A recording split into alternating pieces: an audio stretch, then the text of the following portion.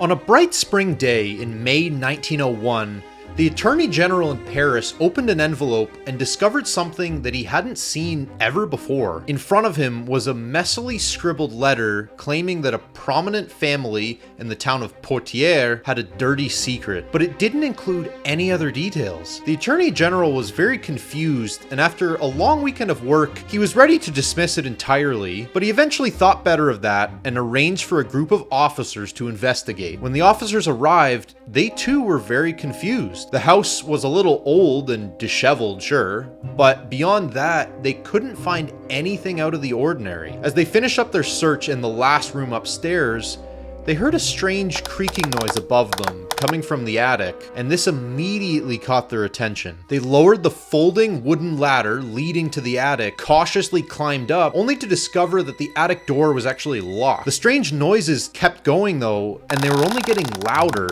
so this prompted them to break the door open, and the lead officer raised his head into the attic, and what he saw in that dimly lit room sent shivers down his spine.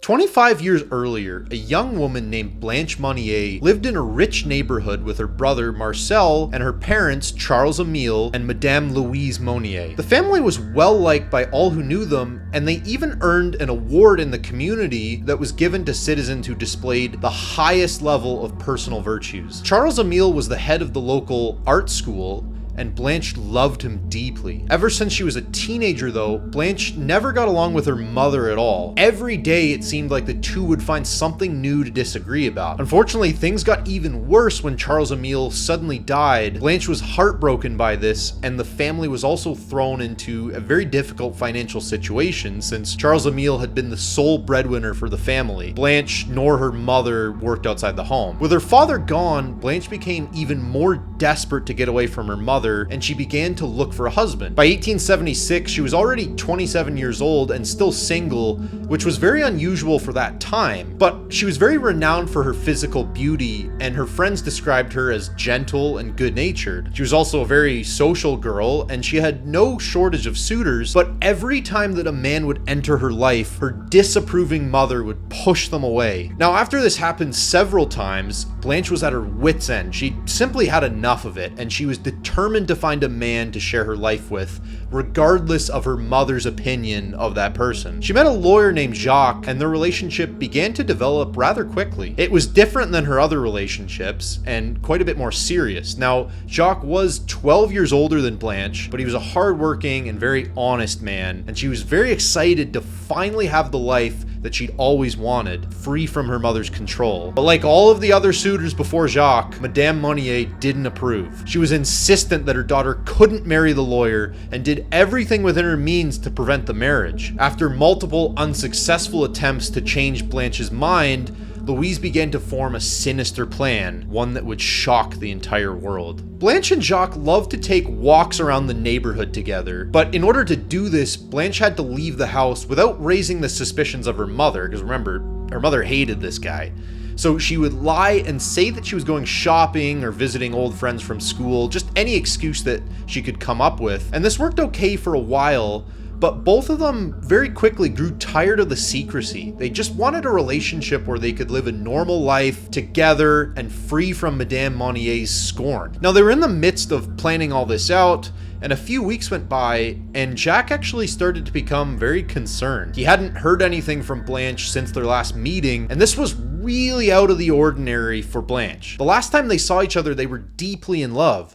Jacques even went so far as to stop by the Monnier residence, where he was met with a very cold and unapproachable Louise, and she told him that Blanche had actually lost interest in him and hastily left the country. But Jacques just couldn't wrap his head around this. It just didn't make sense. It was so unlike anything that he knew about Blanche, and he knew her quite well at this point. So for the next few months, Jacques wrote letters, and he even stopped by the Monnier residence a few more times despite Louise, but with no sign of Blanche, he gradually lost hope. On his last visit to the Monnier house, he did hear a strange knocking sound coming from one of the upstairs walls, but at the time he didn't really think much of it. He just figured it was a woodpecker or maybe a rodent that had gotten in there. So he left that day, and he eventually forgot all about it, and he just tried his best to move on with his life since Blanche had just disappeared, but with nowhere to turn, his mental health broke down and he fell into a deep depression. Poor physical health quickly followed that, and he eventually died of pneumonia in 1880 as a penniless bachelor with a plethora of unanswered questions. So what on earth happened to Blanche? Louise spread the word amongst the community that Blanche had actually moved to America in search of a new life, and some of her closer friends were certainly perplexed by this explanation, but with no sign of Blanche, they eventually accepted it. And over the years, talk of Blanche's disappearance died down and she was eventually forgotten by just about everyone in her town. Fast forward to the spring of 1901, and a lady named Madame Dupuis, a neighbor of the Monniers, was taking her daily walk around the neighborhood. Now, when she was walking directly in front of the Monnier house, something stopped her dead in her tracks. She heard a funny noise coming from one of the walls up near the peak of the roof, and she didn't know this at the time, but it was actually a very similar noise that Jacques had heard all those years previous. But like Jacques, Madame Dupuis didn't think much of the noise, at least not the first time that she heard it. But when she continued to hear it day after day, it did make her wonder. And to boot, she had never liked Louise, and lately,